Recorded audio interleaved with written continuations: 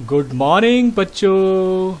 अरे मैं ही हूँ आपका इतिहास का प्रवक्ता पवन, और ये जो चेंज देख रहे हैं वो सिर्फ आपके लिए है, क्योंकि बच्चे बड़े जल्दी उकता जाते हैं पुरानी चीज़ों से। तो आपको अच्छा लगे इसलिए मैंने ये थोड़ा सा बदलाव किया है। ज़रूर बताएं। आप मुझे लगातार सब्सक्राइब भी कर रहे हैं, उसके लिए आपका धन्यवाद तो बनता है। और जब भी ये बेल बजती है तो सचमुच मुझे ऐसा लगता है जैसे मैं कोई शुभ काम करने जा रहा हूँ और कर भी रहा हूँ। चलिए डेफिनेटली अब बात कर लेते हैं। आपका नया अध्याय मैं शुरू करने जा रहा हूँ, वो अध्याय है 4, विचारक, विश्वास और इमारतें। और इस अध्याय में हम 1000 साल लंबी यात्रा पर जाएंगे। मतलब इसमें हम पढ़ेंगे जो 1000 वर्षों में हुआ, उसकी चर्चा हम यहाँ करेंगे। दार्शनिकों के बारे में पढ़ेंगे और यह जानने की कोशिश करेंगे कि उन्होंने समाज में अपनी स्थिति को समझने में क्या प्रयास किए। और हम ये भी जानेंगे कि उनके जो विचार थे वो किस तरह से मौखिक और लिखित परंपराओं में संग्रहित हुए। जो विचार थे कैसे हुए, लिखित परंपरा में भी या मौखिक तौर पर, उनकी बात भी करेंगे। और उन्हें स्थापत्य और मूर्तिकला के माध्यम से कैसे अभिव्यक्ति मिली। उनको जो विचार थे वो कैसे, जैसे कि बुद्धा के जो विचार थे उनको जो है इस तरह से जो है तोरण के ऊपर लिखे गए, खुदवाया गया, और विचार थे वो चित्रों के जरिए जो माध्यम से जो है वो आए। तो ये तरीका था उस समय के विचारों को अभिव्यक्ति देने का, तो उसकी चर्चा करेंगे। और ये कहता है, हालांकि यहाँ पर बौद्ध धर्म की हम सबसे ज़्यादा चर्चा करने वाले इस अध्याय में, लेकिन इसके अलावा दूसरी परंपराओं की चर्चा भी हम करेंगे। जैसे कि आज हम वैदिक धर्म के बारे में भी चर्चा करेंगे। इसके अलावा जैनिज्म की बात भी हम करने वाले हैं, लेकिन यहाँ बात करें कि बुद्धिज़्म को ज़्यादा हम जो है तवज्जो देंगे। इसके अलावा सांची का जो स्तूप है, इमारत है, उसकी बात भी आज हम करने वाले हैं। तो ये हम मुख्य बिंदु इसके रहेंगे। ठीक है, तो आज हम केवल 2 के बारे में बात करेंगे। 2 विषय हैं, सांची का स्तूप, उसकी झलक भर, और दूसरा हम करेंगे वैदिक धर्म। तो सांची के स्तूप की झलक एक तो मिल गई आपको चित्र के जरिए, अब पढ़ते हैं उसके बारे में डिटेल। सबसे पहला जो सांची की जो स्तूप है उसकी गणना जो है, जो बौद्ध धर्म है या बौद्ध धर्म को मानने वाले लोग हैं उनके लिए एक विख्यात केंद्र है, एक पवित्र जगह है। ठीक है, जिस प्रकार से सिखों के लिए जो है वो कहाँ है, गुरुद्वारा साहिब कहाँ पे, अमृतसर में, ठीक उसी प्रकार से इनके लिए भी ये, इनके जो बौद्ध धर्म के मानने वाले उनके लिए सांची स्तूप जो है वो एक धर्म का जो है वो जगह है, एक धार्मिक जगह उनके लिए है। इसकी जो कला और शिल्पकारी है वो इतनी चकित करने वाली है कि आज भी देश विदेश से लोग जो यहाँ देखने के लिए से आते हैं। और इसकी जो स्थिति है वो है कि भोपाल, मध्य प्रदेश की राजधानी का नाम है भोपाल, तो भोपाल से 20 मील दूर जो है उत्तर पूर्व की तरफ ये तलहटी में स्थित है। और इसका जो निर्माण था, याद रखना, मौर्य काल में अशोक का, याद आपको नाम जो है याद होगा, उन्होंने बौद्ध धर्म को अपना लिया था। कब, जब जो है उनका युद्ध हुआ था, कलिंग का युद्ध, उसके बाद उन्होंने उसे छोड़ दिया था और इस प्रकार से बौद्ध धर्म को अपना लिया था। तो 3री सदी ईसा पूर्व में उन्होंने सबसे पहले जो है वो इस स्तूप का निर्माण करवाया था। उस समय ये केवल जो है एक मिट्टी का जो टीला हुआ करते था।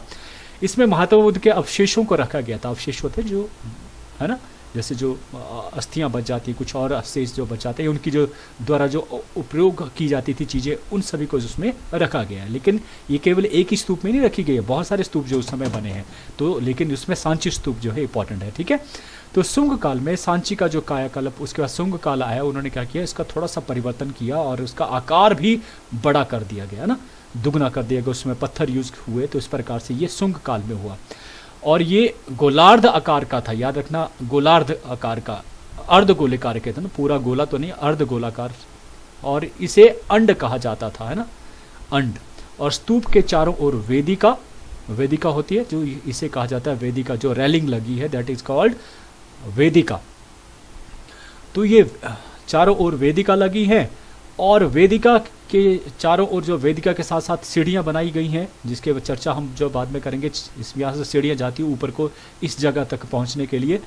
फिर ऊपर अंड के ऊपर जो हार्मिका लगाई जाती है, हार्मिका जो आप देखेंगे यहाँ पर एक बालकोनी की तरह, जो दैट इज कॉल्ड हार्मिका ना, ये लगाई गई है। और सातवाहन शासकों ने 1ली सदी ईसा में सांची के स्तूप के चारों ओर 4 प्रवेश द्वार जो है वो बनाए। 4 सारी चीज़ें पहले बन चुकी सुंग काल में, लेकिन जो तोरण बनाए, जिन्हें द्वार कहा जाता है, ये 4 दरवाजे जो है, तोरण जो है किसने लगाए, सातवाहन शासकों के समय में बनाए गए। ठीक है, और ये लगभग 34 फुट है, याद रखना, बड़ा भारी होता है। 34 फुट के इनकी ऊंचाई, और इनके मध्य की जो दूरी है, बीच की चौड़ाई, वो 9 फुट है। तो तोरण पर जो महात्मा बुद्ध के जीवन से संबंधित अनेक सुंदर और संजीव चित्र जो है बनाए गए हैं। और इन दृश्यों में महात्मा बुद्ध को कभी भी जो है एक मानसिक रूप में एक आदमी के तौर पर जो है वो नहीं दिखाया गया, बल्कि एक भगवान की तरह उनको जो है वो दिखाया गया है प्रतीकों के जरिए ना, प्रतीकों के जरिए। तो प्रतीक कैसे, जैसे कि उनका धर्म चक्र परिवर्तन था, वो पद चिन्ह थे, उनके पाँव के जो है निशान कमल और बोधि वृक्ष जहाँ उन्होंने उनको जो है ज्ञान प्राप्त हुआ था, इस तरह की पिक्चर जो है यहाँ खोद के जो है इन तोरण के ऊपर बनाई गई है ना। इन तोरणों में और भी दृश्य दिखाए गए, जैसे कि सिंह के जो है जानवरों के जो निशान है बनाए गए हैं, सिंह का, हाथी का, मुनि का, जनसाधारण लोग है, आम के पेड़ों के साथ लटकती शाल भंजी का है, या जो मूर्तियाँ बनाई गई हैं उनकी, ये सारा चीज़ें उसमें शामिल है। इसके अलावा पुष्प की, पशुओं की, पक्षियों की, पौराणिक जीवों और नाग, इनके जो चित्र भी बनाए गए हैं। हम तोरणों की बात करें जो 7 वाहनों के द्वारा बनाए गए हैं। 1850 ईस्वी में एक प्रसिद्ध विद्वान हुए अंग्रेज जिनका नाम था अलेक्जेंडर कनिंघम। इन्होंने इन अवशेषों का निरीक्षण भी किया तथा अध्ययन भी किया, और उसने अपनी खोजों के बारे में एक पुस्तक लिखी जिसका नाम था भिल्सा टोपस। याद रखना, भिल्सा टोपस। तो इसमें उनकी सारी जानकारी जो है मिलती है सांची स्तूप के बारे में, या सारी जितनी भी बात करेंगे तो ये रहा सांची स्तूप के बारे में, जो मोटे तौर पर आपको याद रखना पड़ेगा। अब बात करते हैं दूसरा जो विषय है वो है वैदिक धर्म के बारे में। आज का जो वैदिक धर्म का टॉपिक है हमारे पास, जानना बड़ा ज़रूरी है। ये अलग चीज़ है आपका, चाहे वो एग्जामिनेशन पॉइंट ऑफ व्यू से कितना इंपॉर्टेंट है वो मायने रखता है कि हम समझें कि हम क्या हैं, हमारा धर्म क्या है। प्रारंभिक जो वैदिक काल में आर्यों का जो धार्मिक जीवन था कैसा था, इस संबंध में ये बहुमूल्य जानकारी जो है वो मिलती है। इसमें सबसे पहला जो वेदा लिखा गया था वो था ऋग्वेद, है ना, ऋग्वेद। इसे 1500 ईस्वी से लेकर ईसा पूर्व, ईस्वी नहीं, ईसा पूर्व से लेकर 1000 ईसा पूर्व के बीच में जो है लिखा गया। लगभग 500 वर्षों में जाके ये ऋग्वेद जो है वो पूरा हुआ, इसका संकलन का कार्य।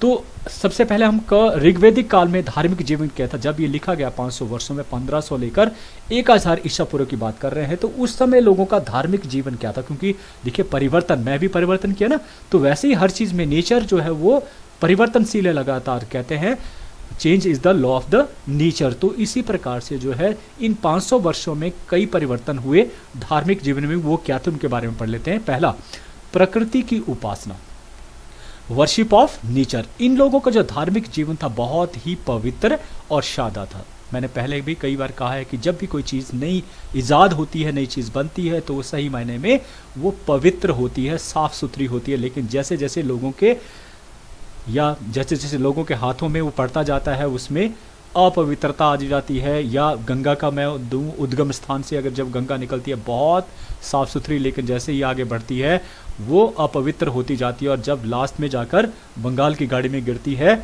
या पड़ती है, उसके साथ मिल जाती है, तो वो सबसे ज़्यादा जो है वो क्या, अशुद्ध पानी होता है। तो वैसे ही कहा गया है कि वैदिक जो धर्म था अपने समय में सबसे शुद्ध था, सबसे साफ सुथरा था, सादा था, है ना, सादा। और वे प्रकृति शक्तियों को, जितने भी प्राकृतिक देवता थे उनकी जो उपासना करते थे। और ऋग्वेद में केवल मात्र 33, अब आज जो है करोड़ों देवी देवता हैं, उस समय केवल मात्र 33 देवताओं का जो है वो वर्णन मिलता है। और ये भी 3 वर्गों में विभाजित है। देखिए पहला जो वर्ग था वो था भूमि से संबंधित देवता। वो देवता जो भूमि से संबंधित थे उनकी रिस्पेक्ट, आदर भी होता था। कौन कौन से? पृथ्वी इंपॉर्टेंट है हमारी, अग्नि, सोम, बृहस्पति और नदियाँ, ये सारे मिलाकर जो है ये धरती के ऊपर थे, और इनको धरती के देवता समझा जाता था, है ना। कोई मूर्तियाँ स्थापित नहीं थी, लेकिन इनको जो है वो पूजा जाता था, आराधा जाता था, इनकी जो है पूजा की जाती है। अगर आज भी हम हिमाचल में देखेंगे ऐसे उत्सव आपको मिलेंगे जब जो है जाकर जो है आप अनाज की पूजा करते हैं, फसलों की पूजा करते हैं, उनको आदर दिया जाता। तो ये ऐसे ही शुरू हुआ था भूमि से संबंधित। फिर वायु से संबंधित देवता भी थे, जैसे कि इंद्र। लेकिन ये तो अभी बात करें ऋग्वेदी से अगर पीछे आप चले जाएंगे तो ये कोई भी नाम नहीं आएंगे। फिर आपके नाम आएंगे जैसे कि पृथ्वी आएगा, या पीपल के वृक्ष की पूजा होती थी, जो भी नाग की पूजा होती थी, या पानी की, जो भी उनके लिए सहायक थे, सूर्य देवता, इस तरह से जो पूजा जाता था। तो ये समय बीतने के साथ साथ ये परिवर्तन आता गया। तो ऋग्वेद काल में दूसरे जो देवता थे वो वायु से संबंधित, उनके नाम थे इंद्र, रुद्र, वायु तथा अपाहा। अपाह का मतलब जल, ये देवता जो वायु के थे। स्वर्ग से संबंधित कौन थे? वरुण, सूर्य, उषा तथा अश्विन। याद रखना, वैसे अब कहा जाता है इंद्र को स्वर्ग का देवता, लेकिन उस समय कहा जाता था, ऋग्वैदिक टाइम में कहा जाता था वायु का देवता इंद्र। क्लियर है? तो ये 3 तरह के अलग तरह के देवते जो है हमें डिवाइडेड थे। अब बात करते थे कि जो वरुण थे, वरुण जो देवता था वो सबसे बड़ा देवता जो माना जाता था, वरुण देवता को सबसे बड़ा देवता माना जाता था। और वरुण का है स्वर्ग का देवता ना। इसे संसार के हर तरह के रहस्य जो मालूम थे, और उसे आकाश का देवता भी कहा जाता था। वह पापियों को दंड देता था, तो इसलिए वरुण जो है वो सबसे बड़ा देवता हो गया।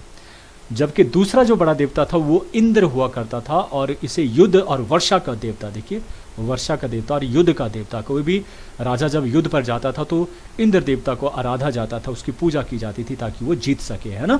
और वर्षा कभी नहीं होती थी तभी भी इंद्र को ही पूजा जाता था। इसलिए जो है ऋग्वेद में बात करें तो ऋग्वेद में सबसे ज़्यादा जिस देवता के लिए जो है वो लिखा गया है, या सर्वाधिक जो मंत्र जो लिखे गए हैं वो किसके लिए लिखे हुए, इंद्र देवता के लिए ही लिखे गए। 250 मंत्र उसमें शामिल हैं, ठीक है। तो सबसे दूसरे नंबर पर देवता इंद्र देवता। इसके अलावा अग्नि जो देवता था उसे माना जाता था कि वो पृथ्वी के मध्य में एक दूत का कार्य करता था, है ना। दूत का कार्य मतलब दूत का कार्य, समाचार को यहाँ से परमात्मा तक ले जाना, तो अग्नि को इसी तरह से माना जाता था। ये भी एक देवता था। सोम, ठीक है, सोम रस का बहुत ज़्यादा जो है, सोम का मतलब हुआ अमृत का मतलब, और अमृत जो है कौन पीते थे, देवता, और उसे पीकर वो क्या हो जाते, अमर हो जाते। तो इस प्रकार से ये भी जो है उस समय के देवता में प्रमुख थे। वे कई देवियों भी उस समय जो प्रचलित में आ चुकी थी। देखिए कौन कौन सी देवियाँ प्रचलित में आ चुकी थी। एक तो देवी उषा जो प्रातः की देवी होती थी, उसे पूजा जाता था। रात्रि की जो देवी थी जिसे रात्रि कहा जाता था, धरती की देवी पृथ्वी कहा जाता था, वन की देवी को आरण्य कहा जाता था। तो इस प्रकार से ये 4 तरह की देवियाँ भी उसमें प्रचलित है। तो कुल मिलाकर 33 देवी देवताओं की पूजा जो है ऋग्वेदिक काल में की जाती है, याद रखने योग्य बात है। अब चलते हैं दूसरा जो उपासना विधि भी, ये तो ही कि कौन कौन से देवी देवता, लेकिन उपासना कैसे करते, तरीका क्या था, विधि कैसी थी, बिल्कुल सरल थी। याद रखना, शब्द बड़े याद रखना पड़ेंगे, सरल थे। वे खुले वायुमंडल में आकर जो है एकाग्रचित्त होकर जो मंत्रों का उच्चारण करते थे, खुले वातावरण में, मतलब नेचर के साथ, प्रकृति के साथ रहते हुए वे अपने देवी देवताओं को प्रसन्न करने के लिए कई प्रकार के यज्ञ करते थे। और इन यज्ञों में क्या क्या देते हैं आहुतियाँ, घी की, दूध, चावल और सोमरस, इनकी आहुतियाँ दी जाती थी। और इन यज्ञों में कई बार जो पशुओं की बलियां भी दी जाती थी। वे समझते थे कि इसके बदले में उन्हें क्या मिलने वाला है। अगर आप राजा हैं तो लड़ाई में आपको विजय प्राप्त होगी, आपको धन की प्राप्ति भी होगी, संतान की प्राप्ति होगी, सुख की, समृद्धि की, सारा कुछ जो जीवन में इच्छाएं होगी वो यज्ञ से आपको हासिल होगा। इसलिए यज्ञ किए जाते थे। वे समझते थे, उनका जो समझ थी वो ये भी बोलती थी कि संसार की उत्पत्ति भी यज्ञ से ही हुई है।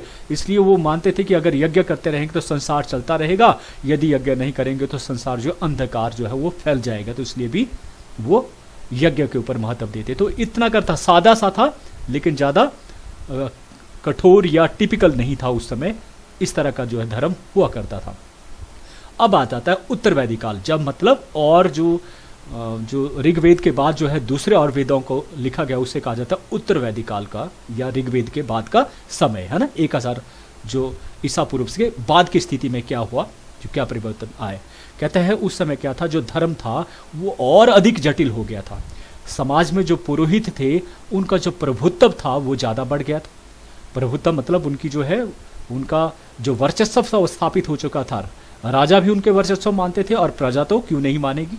तो इसके प्रकार से, लेकिन ये जो वर्चस्व के साथ साथ जब उनकी जो स्थिति जो सुधरी क्या पहले से ही सुधरी हुई थी, लेकिन जब उनकी स्थिति में पावर, सत्ता आ गई तो एक तरह से उन्होंने उस अपने स्वार्थी हितों के लिए और भी आडंबर रचे। इसमें धर्म में बहुत सारे आडंबर जो शामिल हो गए, उनकी बात हम करेंगे। क्या क्या परिवर्तन आए, क्या चीज़। सबसे पहले बात कर लेते हैं, एक तो नए देवता शामिल हो गए जिनकी बात जो है वो ऋग्वेद में नहीं थी। नए देवता कौन कौन से आए भाई। नए देवता में सबसे इंपॉर्टेंट नाम आता है त्रिदेव की। उन्होंने त्रिदेव की जो है वो इस तरह की बात जो है वो रखी और उसे एक्सेप्ट किया या धर्म में लेकर आए कि भाई 3 देवता हैं जो सबसे इंपॉर्टेंट है। एक है ब्रह्मा, विष्णु और शिव, कि इन्होंने ही सृष्टि का जो निर्माण भी किया है, उसको चला भी रहे हैं और उसका जो है अंत भी यही करने वाले हैं। तो इसे कहा गया त्रिदेव। क्लियर हो गया, त्रिदेव। जिसमें कहा गया कि ब्रह्मा जो क्रिएटर है, इन्होंने पृथ्वी को बनाया है, जितनी भी चीज़ें बनाई है, जो भी तत्व आपको नजर आते हैं ब्रह्मांड में, वो सारे किसके द्वारा बनाए गए हैं? ब्रह्मा के द्वारा बनाए गए हैं। विष्णु जो है इनकी पालना करता है, आप सभी को जो है देख रेख करता है, और जो शिव हैं वो एक दिन इसे खत्म भी कर देंगे, डिस्ट्रॉयर हैं, हर चीज को विनाश जो करने वाले हैं वो कौन है? शिव है। और इस प्रकार से नए देवता है, सबसे बड़े देवता के तौर पर, कब? उत्तर वैदिक काल में त्रिदेव। इसके अलावा देवियां भी जो नाम बदल गए, क्या आगे भी जो प्रकृति से बदलकर आपके नाम उनके अलग से आ गए, जैसे हमारे नाम है, मैं पवन कुमार हूं, वैसे ही उनका नाम दुर्गा, काली और पार्वती के नाम से जो देवियां भी अस्तित्व में आई, तो नए देवता शुरू हो गए। ठीक है, उत्तर वैदिक काल में। दूसरा आता है धर्म में जटिलता। जो धर्म था वो और भी जटिल, कॉम्प्लेक्स हो गया था, कॉम्प्लेक्सिटी आ गई थी। क्या हो गया था भाई उस समय व्यक्तियों के जन्म से लेकर मृत्यु तक के संस्कार है 40 हो गए थे, और अब तो गिनती ही नहीं है। जन्म से लेकर मृत्यु तक के संस्कार 40 उस समय हो गए थे, जो अपने आप में जटिल थे। यज्ञ से पहले से अधिक विस्तृत और जटिल हो गए थे। यज्ञ पहले हमने पढ़े कैसे होते थे, बिल्कुल सरल से होते थे, खुले वातावरण में बैठते थे, यज्ञ करते थे और कुछ ही दिनों में खत्म हो जाते थे। और किसके लिए भाई? मुझे ज़्यादा इच्छाएं चाहिए, इच्छाओं की पूर्ति के लिए जो यज्ञ किए जाते थे। कुछ यज्ञ ऐसे हो गए बाद में जो है बड़े यज्ञ स्थापित हो गए, जैसे बड़े बड़े राज्य स्थापित हुए, तो भाई धन भी ज़्यादा हुआ, तो धन ज़्यादा हुआ तो यज्ञ वो भी बढ़ गए। तो जो बड़े बड़े राजा थे वो यज्ञ करने लगे, कैसे कैसे? राजसूय यज्ञ, अश्वमेघ यज्ञ और वाजपेय यज्ञ, अपने को और बड़ा बनाने की, मतलब दिखाने की। ये वैसे ही था कि हमें पता कैसे लगे कि भी ये आदमी अमीर है, तो भाई क्या होगा? बड़ा बंगला उसके पास होगी, बड़ी गाड़ी उसके पास होगी। तो वैसे ही जो राजा कौन बड़ा है, जो बड़ा यज्ञ भी करेगा। अश्वमेघ जैसे यज्ञ कि अश्व को छोड़ दिया जाता था, यज्ञ शुरू हो जाता था, और वो अश्व जहाँ जहाँ जा रहा है वहाँ वहाँ जो है, जो भी राजा है जिसके क्षेत्र में जाएगा, अगर कोई उसको पकड़ता है तो युद्ध होगा, नहीं तो वो हार स्वीकार करेगा और इस प्रकार से उस राजा का गुलाम हो जाएगा, है ना। तो इस तरह के बड़े बड़े यज्ञ, और ये जो यज्ञ थे ये कई कई वर्षों तक चलते थे, कई कई वर्षों तक। तो अब जब इतना समय में लगेगा तो पैसा भी तो लगेगा ना, उसमें आहुतियाँ दी जा रही हैं, बैठे हैं, तो पैसा, जन और धन सब कुछ लगेगा उसमें। तो कहता है कभी कभी उसमें वैसे तो पशुओं की बलियां दी जाती थी, लेकिन कई बार जो है ऐसा भी देखने में आया कि मानव की बलि भी दी जाती थी। राजा होते थे भाई, किसी के मानव की बलि देना तो दे दिया, क्या दिक्कत है। पुरोहितों को भारी मात्रा में दक्षिणा देनी पड़ती, क्योंकि माना जाता था कि पुरोहितों को जितनी आप दक्षिणा देंगे आपका प्रलोक उतना ही अच्छा होगा मरने के बाद आपको। और ये जो सब कुछ दे रहे हैं ना आप अभी, ये सब कुछ कहाँ मिलने वाला है आपको? मरने के पश्चात। और जबकि मालूम है कि मरने के बाद किसने देखा। तो ये यज्ञ बहुत महंगे हो गए थे, यज्ञ बहुत महंगे हो गए थे, और ये आम आदमी को बोले ना, आम आदमी के पहुंच से परे की बात थी। तो इस प्रकार से धर्म में जटिलता आ गई थी। तीसरा आता है नए विश्वास, न्यू बिलीफ्स जो है वो पैदा हो गई थी। किस प्रकार से कि शब्द आ गए थे, नए नए शब्द, है ना। मैं कहता हूँ ना कि अब शब्द इतने अच्छे आ गए, इतनी अच्छी भाषा हो गई है कि आप सुबह देखिए गुड मॉर्निंग के मैसेज आते हैं, विचार तो बहुत सुधरे हैं, लेकिन क्या उन विचारों को हमने अपनाया है? जैसे जैसे हम विचारों को हमने अच्छा किया है, वैसे वैसे हमने अपने अंदर जो उन विचारों को उतारना, हम केवल सोचते हैं कि दूसरा उसको उतारे, इसलिए उसको देने के लिए कभी देने के लिए तैयार हो जाते हैं, लेने के लिए कोई तैयार नहीं होता है। तो हम अपनाते नहीं है, देने में ज़्यादा जो है वो, इसलिए जो है देखेंगे आप पूरे भारत में देखिए आप, कितने ही आपको मिलने वाले हैं जो एक बड़ी सी गद्दी के ऊपर बैठे होते हैं और अपना विचार जो है वो लोगों को देते रहते हैं। ये खुद की बात है कि वो खुद क्या करते हैं, जिनका आपको एग्जाम्पल जो मिलता है। तो उनका जो विचार था कि जब तक शरीर को अधिक से अधिक ये व्यवस्था विस्थापित, नए विचार, नए विश्वास क्या आया कि भाई शरीर को कष्ट दीजिए। कैसे देंगे कष्ट भाई? कष्ट देंगे मतलब आप भूखे प्यासे जो है वो बैठेंगे, भगवान का ध्यान करेंगे, और इस तरह से माना गया कि इससे क्या होगा भाई, मन को नियंत्रण कर पाएंगे आप। जो मन चंचल है उसको नियंत्रण करेंगे आप, है ना। अगर आपका शरीर जो है अगर भूख के लिए बनाया होता तो शायद पेट ही ना लगाता भगवान। तो उसने जो पेट लगाया कुछ न कुछ सोच समझ के ही लगाया होगा ना। तो इस प्रकार से ये इस प्रकार की व्यवस्था शुरू, जटिलता की बात करें हम कि धर्म था वो और भी जटिल होता चला गया। और इस काल में आवागमन, देखिए नए शब्द आ गए, आवागमन। भाई तुम आए हैं पृथ्वी के ऊपर और फिर जा रहे हैं और फिर से मर रहे हैं और फिर आप जानवर बन रहे हैं, को कुछ बन रहे हैं, को कुछ बन रहे हैं। इस तरह की भ्रांतियां पैदा कर दी गई लोगों के बीच में कि भाई तुम कुत्ते बनोगे ना, ऐसा बनना चाहोगे। तो कौन होता है जो बनना चाहे, बिल्ली बनना चाहते हैं, ऐसा है। तो लोग सोचते भाई कैसे होगा, अगर मैं तो कुत्ता नहीं बनना चाहता हूँ क्या होगा। तो भाई इसके लिए ये कर्म करना पड़ेगा, तरीका है ना, तरीका है, सब कुछ तरीके हैं यहाँ करने के। तो भाई ये शब्द आ गए आवागमन, भाई यहाँ अच्छा नहीं है पृथ्वी के ऊपर, आप जो बार बार आए बार बार जाएं, लेकिन भाई अच्छा है। और मैं तो ये मानता हूँ कि देवी देवता भी जो है वो प्रसन्न होंगे इस देह में आकर, मानव की देह में। हम चल रहे हैं, फिर रहे हैं, बात कर रहे हैं, अच्छे से गा रहे हैं, नाच रहे हैं, देवता की मूर्त एक जगह स्थित है ना, वो तो नहीं कर पा रहे ना वो चीज़। तो मैं तो ये कहता हूँ कि भाई पृथ्वी में जो कुछ है करने की बात है कि आप क्या करना चाहते हैं, अच्छा करके जाना चाहते हैं, बुरा करके करना चाहते हैं। अरे यहाँ पर जन्म लेना ही सबसे इंपॉर्टेंट बात है कि आप आए हैं, एक ही जन्म है, जितना अच्छा कर पाओ उतना करके जाओ, ये ज़्यादा इंपॉर्टेंट है। तो भाई मुक्ति आ गई, भाई मुक्ति चाहते हैं, भाई यहाँ से जन्म मरण नहीं होना चाहिए, मुक्ति और कर्म का सिद्धांत। और ये तभी होगी मुक्ति जब आप कर्म करेंगे, अच्छे कर्म करेंगे, और कर्म करिए और फल की इच्छा मत रखिए, करते जाइए। तो इस प्रकार से ये 3 तरह की जो शब्द थे वो भी उस समय आए। लेकिन और भी देखिए, कहता है अंधविश्वास उसमें बहुत ज़्यादा स्थापित हुए। अंधविश्वास अलग अलग तरह के, जादू टोने में विश्वास, भूत प्रेत, है ना।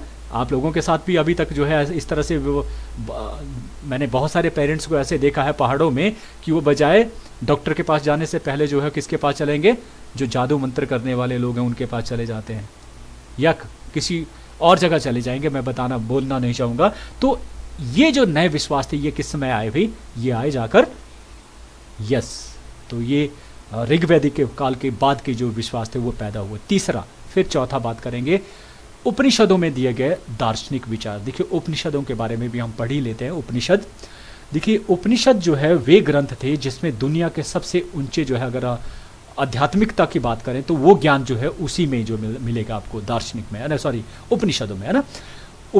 हमें ये कहें कि उपनिषदों को भारतीय दर्शन का मूल स्रोत माने तो वो सही कहना होगा, क्योंकि भारतीय हम कहाँ से कैसे उपजे, कैसे हमारा जो है प्राचीन जो है जो रहना सहना हमारा, वो उपनिषदों से ही पता चलता है। हमारा दर्शन वहीं से जो है शुरू होता है। तो उपनिषद जो थे वो 3 शब्दों से बनकर, ये जो शब्द है 3 शब्दों से मिलकर बना है। पहला आता उप, दूसरा आता नी, फिर आता शद, है ना। उप का मतलब है नजदीक, नी का मतलब है श्रद्धा, और शद का मतलब है भाव, है ना।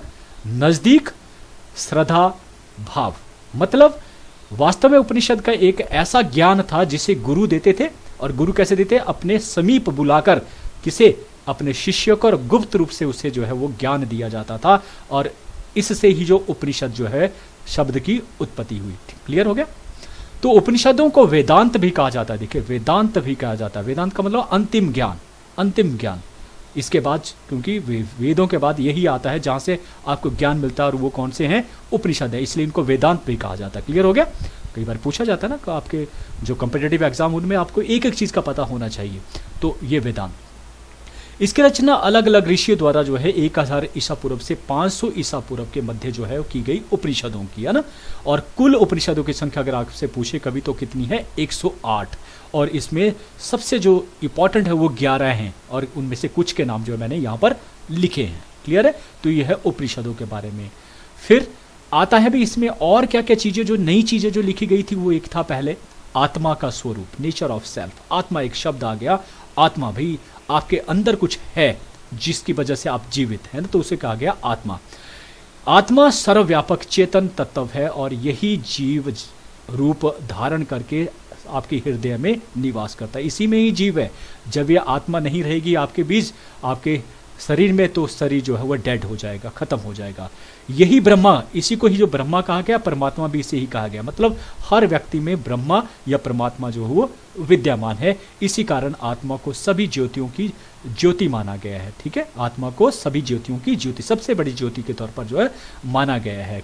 और यह परिवर्तनशील नहीं होता है, ये एक ही तरह का रूप जो है वो रहता है हर व्यक्ति में, हर जगह पर। तो ये कहा गया आत्मा का स्वरूप। फिर दूसरी बात करते हैं वह ब्रह्मा का स्वरूप, नेचर ऑफ द एब्सोल्यूट।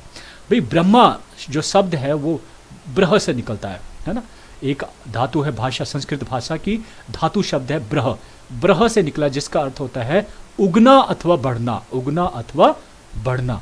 तो ब्रह्मा वो तत्व है जिससे सृष्टिगत जगत की जो उत्पत्ति हुई। और इसलिए उगना जो है, अगर बात करें तो विष्णु के जो नाभि से जो है ब्रह्मा जो है वो निकले जो है, इस प्रकार से तभी इनको ब्रह्मा कहा गया है।